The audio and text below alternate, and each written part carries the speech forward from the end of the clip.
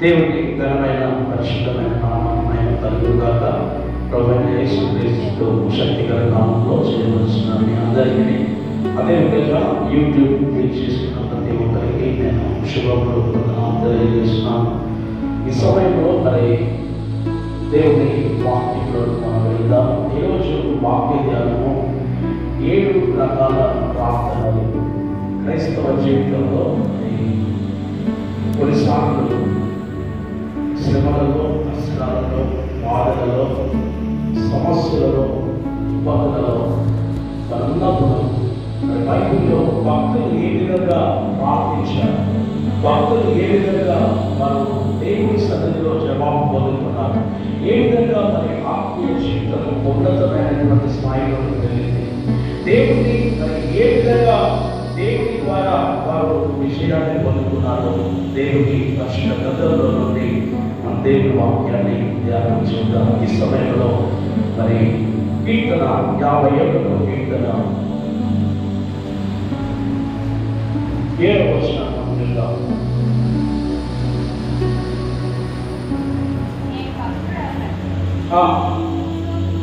విశ్వంలో నా పాపం పరిహారం విముక్త అంటే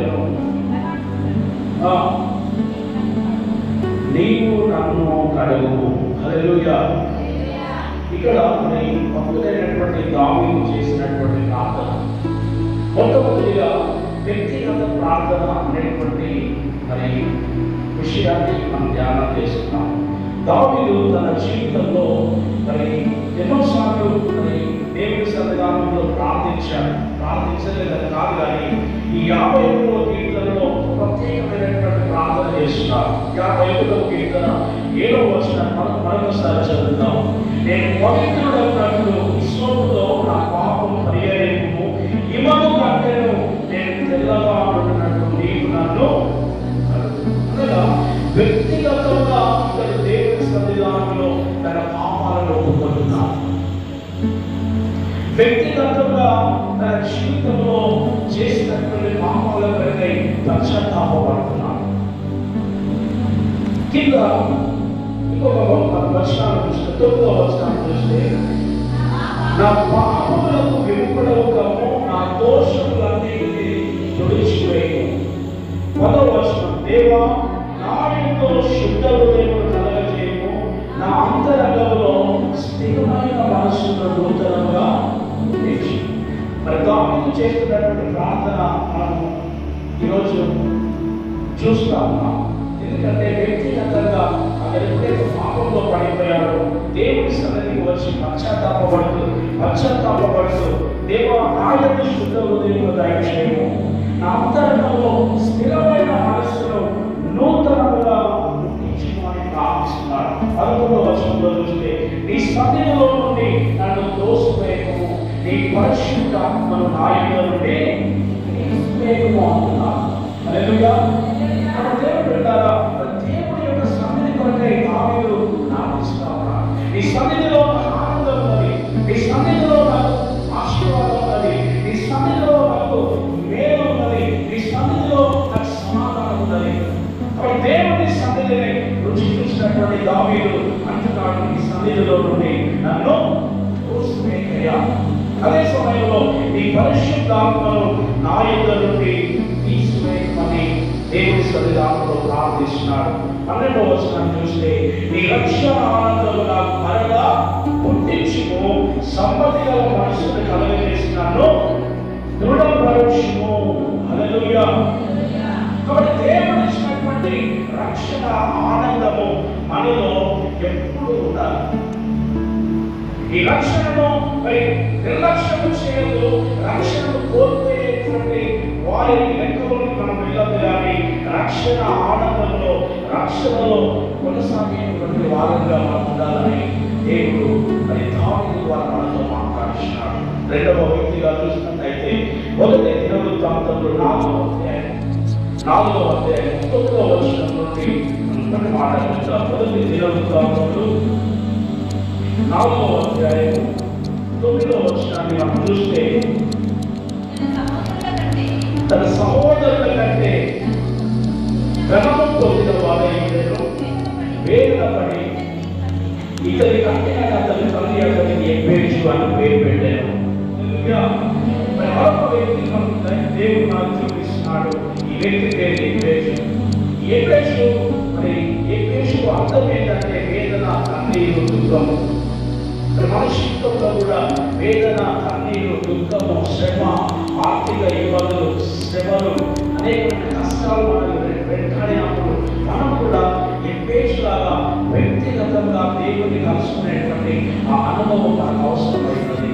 అందుకే ఎబ్బేజు ఏం చేస్తున్నాడంటే 10వ వచనంలో ఎబ్బేజు ఇశ్రాయేలీయుల దేవునికి వచ్చి మొరపెట్టి, నీవు నన్ను నిశ్చయముగా ఆశీర్వదించి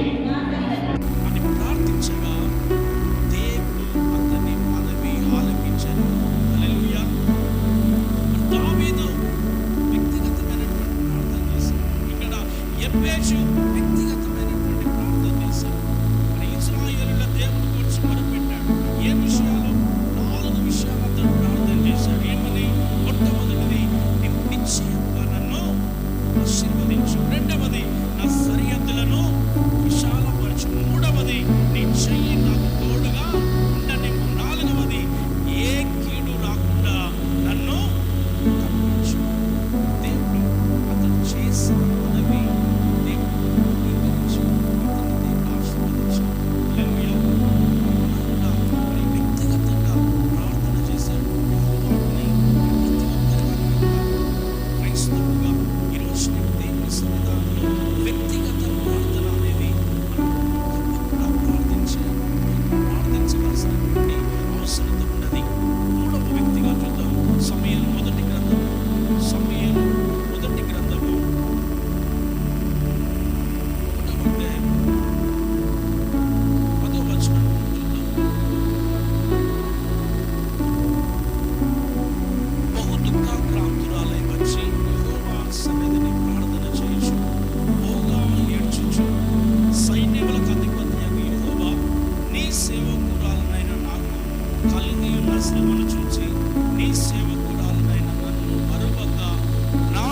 చేసుకుని నీ సేవకురాలనైన నాకు మగ పిల్లను దయచేయమని ప్రార్థిస్తున్నాను. హల్లెలూయా. మరి అమ్మ ఏం చేస్తుందంటే ప్రార్థన చేస్తుంది. దేవుని మందిరంలో దేవుని సన్నిధికి వెళ్ళి, దేవా నాకు మగ పిల్లను దయచేయి. పిల్లలు లేక ఒంటరిగా మరి ఎంతగానో ఏడుస్తుంది, అంగలాడుస్తుంది. మరి ఎంతో మంది ఆమెను వెక్కిరింతల పాలు చేస్తున్నారు. కానీ ఆ సమయంలో తీసుకున్నటువంటి నిర్ణయం ఏంటంటే వ్యక్తిగతంగా దేవుని యొక్క మందిరానికి వెళ్ళింది. హల్లెలూయా. ఆ విధంగా ప్రార్థన చేసినప్పుడు దేవుడు చేసినటువంటి అద్భుతమైనటువంటి కార్యాన్ని మనం చూసినట్లయితే దేవుని వాక్యం సెలవిస్తున్నది. 17వ వచనంలో మరి ఒక మాట అంతటా ఏలి, నీవు క్షేమముగా వెళ్ళము, ఇశ్రాయేలు దేవునితో నీవు చేసుకున్న మనవిని ఆయన దయచేయుగాక అని ఆమెతో చెప్పగా దేవుని వాక్యం సెలవిస్తున్నది. 20వ వచనం చూద్దాం. అన్న గర్భము ధరించి దినములు నిండినప్పుడు కుమారుని కని నేను యెహోవాకు మొక్కుకొని వీరిని అడిగితే అనుకొని వానికి సమూయేలని పేరు పెట్టాను. హల్లెలూయా. కాబట్టి ఇక్కడ పట్టుదల కనబడుతుంది. ఒక వ్యక్తి మనం దేవుని సన్నిధిలో పట్టుదల కలిగి ఉండాలి, విశ్వాసమును కలిగి ఉండాలి, దేవుని మీద నమ్మకాన్ని కలిగి ఉండాలి. దేవుడు తప్పకుండా నా జీవితంలో కార్యాలు చేస్తాడని మనం నమ్మాలి. హల్లెలూయా. మరి గర్భం లేనటువంటి ఆ స్త్రీ దేవుడు మాత్రమే గొప్ప కార్యాన్ని చేస్తాడు. దేవుని మందిరానికి వెళ్ళి అంగలారుస్తూ ఉన్నది, ప్రార్థన చేస్తూ ఉన్నది. దేవుడు మరి ఆమె చేసినటువంటి ప్రార్థనను అంగీకరించి దేవుడు కుమారుని ఇచ్చాడు. హల్లెలూయా. ఆ కుమారుని ఏం చేసింది అంటే తిరిగి దేవునికి సమర్పించినటువంటి వ్యక్తి.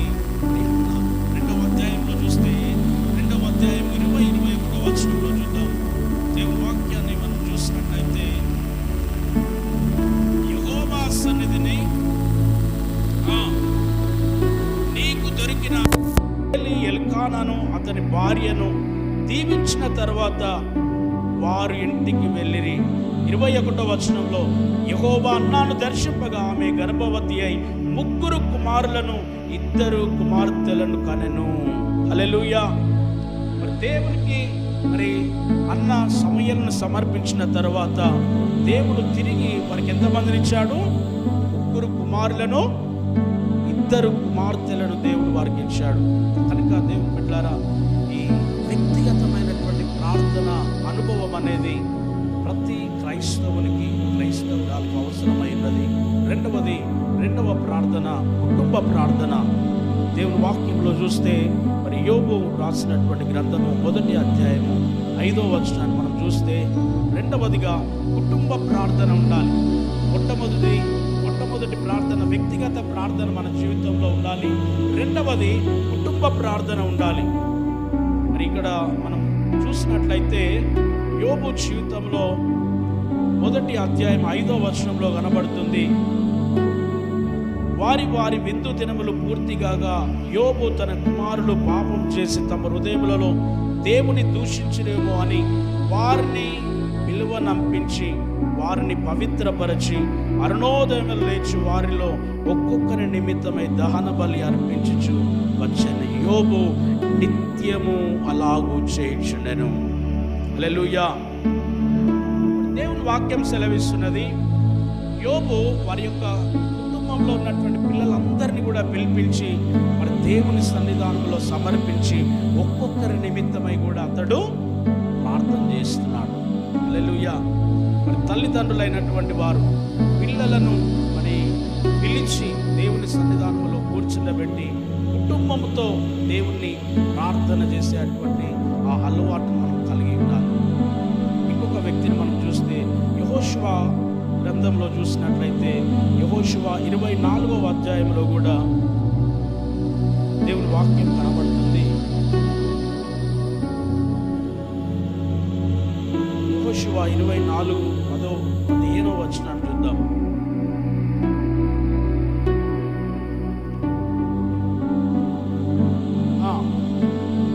సేవించడాన్ని దృష్టికి కీడని తోచిన యెడల మీరు ఎవరిని సేవించెదరో, నది అద్దరు మీ పితరులు సేవించిన దేవతలను సేవించెదరో, అమోరీయుల దేశంలో మీరు నివసించుచున్నారే వారి దేవతలను సేవించెదరో, నేడు మీరు కోరుకొనుడి. మీరు ఎవరిని కోరుకొనినను నేనును నా ఇంటి వారును యెహోవాను సేవించెదము. హల్లెలూయా. కాబట్టి ఇక్కడ మరి మోషే తర్వాత గొప్ప నాయకుడు యెహోషువ. మరి యెహోషువ మరి అక్కడ ఉన్నటువంటి ప్రజలంతా కూడా మిళితమైపోతున్నారు. మరొక స్థిరత్వం కలిగి లేరండి.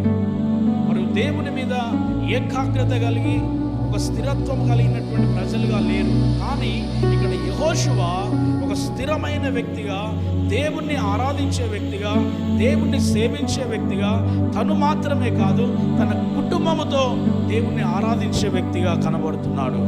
హల్లెలూయా. కాబట్టి మనము మన జీవితంలో కూడా కుటుంబముతో దేవుని సన్నిధానంలో ప్రార్థించేటువంటి వారముగా మనం ఉండాలి. అపోస్తుల కార్యములు 10వ అధ్యాయంలో కూడా కనబడుతుంది. అపోస్తుల కార్యం 10వ అధ్యాయము 1వ వచనం 2వ వచనాన్ని కూడా మనం చూస్తే ఇటాలి పటాలం అనబడిన పటాలంలో శతాధిపతి అయిన కొర్నేలి అను భక్తిపరుడొకడు కైసరయాలో ఉండెను. అతడు తన ఇంటి వారందరితో కూడా దేవుని యందు భయభక్తులు గలవాడై ఉండి ప్రజలకు బహుధర్మము చేయించు ఎల్లప్పుడూ దేవునికి ప్రార్థన చేస్తున్నాడు. హల్లెలూయా. వీళ్ళంతా కూడా అప్పుడప్పుడు ప్రార్థన చేస్తున్నారా? ఎల్లప్పుడూ ప్రార్థన చేస్తున్నారా? ఎల్లప్పుడూ. హల్లెలూయా. కాబట్టి ఇక్కడ కుటుంబంతో ప్రార్థన చేస్తున్నారు. ఈ యొక్క మరి ఏ విధమైనటువంటి భక్తి అంటే కుటుంబంతో మరి దేవుని యందు భయభక్తులు కలిగి కొర్నేలి అనేటువంటి వ్యక్తి కూడా తన కుటుంబంతో దేవుని ఆరాధిస్తూ దేవుని సన్నిధిని సేవిస్తూ ప్రార్థన చేస్తున్నటువంటి వ్యక్తిగా కనబడుతున్నాడు. కనుక దేవుని బిడ్డలారా, మరి కుటుంబంతో కలిసి మనం దేవుణ్ణి ఆరాధించేటువంటి వారమై ఉన్నాము. మూడవదిగా దేవుని వాక్యం సెలవిస్తున్నది సంఘ ప్రార్థన. మూడవది సంఘ ప్రార్థన. అపోస్తుల కార్యములు 2వ అధ్యాయము 42వ వచనంలో కనబడుతున్నది, మీరు అపోస్తలుల బోధయందును సహవాసమందును రొట్టె విరుచుటయందును ప్రార్థన చేయుటయందును ఎడతెగక ఉండిరి. హల్లెలూయా.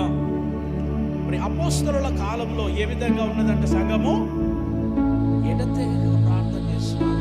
సంఘములో ప్రార్థన ఉన్నది.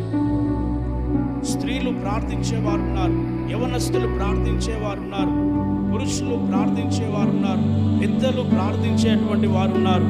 కాబట్టి అపోస్తలుల బోధయందును సహవాసమందును రొట్టె విరుచుటయందును ప్రార్థన చేయుటయందును ఎడతెగక వారు దేవుని సన్నిధిలో కొనసాగుతున్నారు. కాబట్టి దేవుని బిడ్డారా, ఈరోజు సంఘములో నువ్వు దేవుని బిడ్డగా ముద్రించబడ్డప్పుడు నువ్వు సంఘ సహవాసములో నువ్వు ఎడతెగక దేవునితో నువ్వు జీవించేటువంటి అవసరం ఉన్నది. హల్లెలూయా, హల్లెలూయా. అదే 12వ అధ్యాయము 5వ వచనాన్ని ఒకసారి చూస్తే,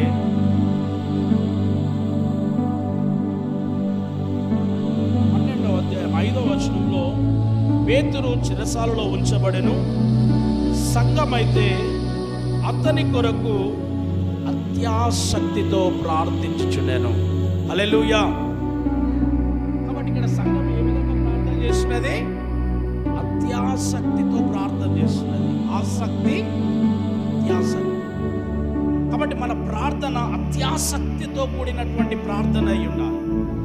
ఏదో ప్రార్థన చేస్తున్నామంటే కాదు, కానీ నీ ప్రార్థనకు దేవుడు ప్రతిఫలం ఇస్తాడు అనేటువంటి అత్యాసక్తితో కూడినటువంటి ప్రార్థన మనం చేయాలి. అందుకే మరి పేతురు చెరసాలలో ఉన్నాడు, సంఘం అంతా కూడా ప్రార్థన చేస్తున్నది. హల్లెలూయా. మరి సంఘం ప్రార్థించినప్పుడు దేవుడు ఎన్నో గొప్ప కార్యాలు చేశాడు.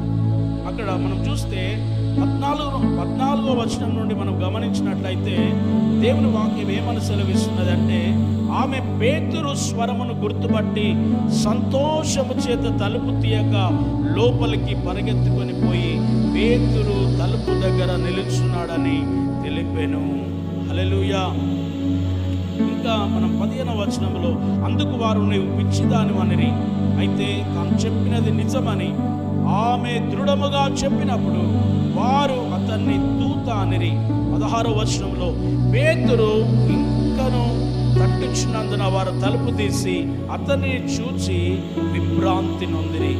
17వ వచనంలో దేవుని వాక్యం సెలవిస్తున్నది, అతడు ఊరుకుండుడని వారికి చేసైగా చేసి ప్రభు తన్ను చెరసాలలో నుండి ఎలాగూ తీసుకొని వచ్చెనో వారికి వివరించి యాకోబుకును సహోదరులకును ఈ సంగతులు తెలియజేయుడని చెప్పి తెల్లవారగానే పేతురు ఏమాయను అని సైనికులలో కలిగిన గలిబిలి ఇంత అంత కాదండి. హల్లెలూయా. మరి చెరసాలలో వేయబడినటువంటి ఆ పేతురు దేవుడు ఆ చెరసాలలో నుండి బయటికి తీసుకొని వచ్చాడు. కాబట్టి మన దేవుడు గొప్ప కార్యాలు చేయగలడు. సంఘం ప్రార్థించినప్పుడు మరి అనేకమైన సంఖ్యలు ఊడిపోయాయి. హల్లెలూయా. కాబట్టి ఇక్కడ పేతురు మరి చెరసాలలో నుండి బయటికి తీసుకొని వచ్చినప్పుడు ఆ 12వ అధ్యాయం 19వ వచనంలో, ఏ రోజు అతని కోసము వెతికినప్పుడు అతడు కనబడనందున కావలి వారిని విమర్శించి వారిని చంపని ఆజ్ఞాపించాను. అటు తర్వాత ఏ రోజు యూదయ నుండి కైసరయాకు వెళ్ళి అక్కడ నివసించాను. హల్లెలూయా. మరి దేవుని బిడ్డలారా, ఇక్కడ పేతురు జీవితంలో మరి దేవుడు సంఘం ప్రార్థించినప్పుడు గొప్ప కార్యాలు చేశాడు. ఈరోజు మన జీవితంలో కూడా మరి కుటుంబంతో మరి వ్యక్తిగతమైనటువంటి ప్రార్థన, కుటుంబంతో కలిసినటువంటి ప్రార్థన, సంఘమంతా కలిసి ప్రార్థించినప్పుడు అనేకమైనటువంటి సంఖ్యలు ఊడిపోతాయి. హల్లెలూయా. మనం నమ్మాలి, దేవుడు అద్భుతాలు చేయగలడు, ఆశ్చర్య కార్యాలు చేయగలడు, గొప్ప కార్యాలు చేయగలడు. ఆయనకి సమస్తము సాధ్యమే, ఆయనకు అసాధ్యమైనది ఏది లేదు అని దేవుడు వాగ్దానం చేశాడు. యేసు ప్రభు నిన్న నేడు నిరంతరము ఆయన ఏకరీతిగా ఉన్నాడు. మార్పు లేనివాడు ఆయన. ఆయనలో మార్పు లేదు. మనం మారుతున్నాం. దేవుడు మారుతున్నాడా అండి? దేవుడు అస్సలే మారడు. హల్లెలూయా. కాబట్టి మారేది మనమే. మనము కూడా దేవుని వాగ్దానాలను మనం పట్టుకొని మనము దేవుని వాగ్దానం వెంబడి మనం పరిగెత్తే వారముగా ఉండాలి. మనం దేవుని యొక్క శక్తిని మనం రుచి చూసి మనం దేవుని యొక్క ఆత్మను పొందుకొని దేవుని యొక్క చిత్తాన్ని చేసే వారంగా మనం ఉండాలి. హల్లెలూయా. బట్ ఇంకా చాలా విషయాలు ఉన్నాయి, కానీ మరొక సండే దేవుని వాక్యాన్ని ధ్యానం చేద్దాం. దేవుడి మాటల్ని ఆశీర్వదించుగాక. అందరం కూడా తలలు వంచుదాం, ప్రార్థన చేసుకుందాం. దేవుడు మన జీవితంలో అద్భుతాలు, ఆశ్చర్య కార్యాలు ఆయన జరిగించడానికి సమర్థుడు అని లేఖనం సెలవిస్తున్నది. ఈ జీవితంలో వ్యక్తిగత ప్రార్థన అవసరమై ఉన్నది, కుటుంబ ప్రార్థన అవసరమై ఉన్నది, సంఘ ప్రార్థన అవసరమై ఉన్నది. దేవుడు ఇదిగో నీకు వ్యతిరేకంగా రూపింపబడిన ఏ ఆయుధం వర్ధిల్లదు అని వాగ్దానం చేశాడు. పరిశుద్ధుడా, జీవం గల తండ్రి, మహోన్నతుడా, నీకు స్తోత్రాలు అయ్యా. నువ్వు నమ్మదగిన దేవుడవు తండ్రి. ఇదిగో నా ప్రభువా, నీవిచ్చిన రక్షణ కొరకే నీకు వందనాలు ప్రభువా. అయ్యా, మరి కొన్ని దేవ ప్రార్థనలను, ఏ విధమైనటువంటి ప్రార్థనలు మేము తండ్రి చేయాలో అయ్యా లేఖనాలలో నుండి ప్రభువా మేము నేర్చుకుని ఉన్నాం. వ్యక్తిగత ప్రార్థన, కుటుంబ ప్రార్థన, సంఘ ప్రార్థన ఇదిగో నా ప్రభు అద్భుతాలు చేసి ఉంటున్నది దేవా. ఇదిగో మా జీవితంలో అలాంటి ప్రార్థన అనుభవమును కలిగి నీ కొరకు ఈ లోకంలో ఫలించేటువంటి కృప దయచేయమని, అభిషేకించమని, ప్రతి బిడ్డకు తోడుగా ఉండమని, సంఘ బిడ్డలను దీవించమని, ఈ వాక్యం వింటున్న ప్రతి బిడ్డను కూడా ఆశీర్వదించమని ప్రార్థిస్తూ యేసు నామములో ఈ ప్రార్థన అడుగుచున్నాను తండ్రి. ఆమేన్. God bless you. దేవుడు మిమ్మల్ని దీవించు.